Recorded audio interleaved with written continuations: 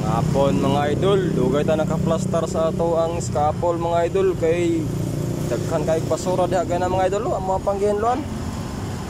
So karon mga idol nagsangat na sa ato ang signage mga idol. Tagbo pa man pamiraan ni mga basura diri mga idol. Plastar nato ang signage ron diha mga idol. Oh. Apaw sumpay. Tuarang isa mga idol. Ang kaaba ni saka na. Alright.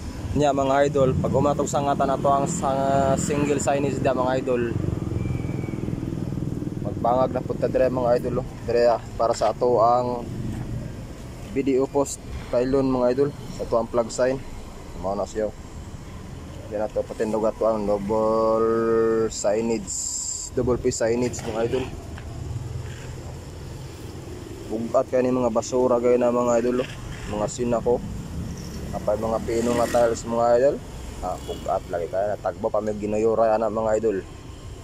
Nung dugay-dugay kita kaplastar og scaffold na to mga idol. Baka ba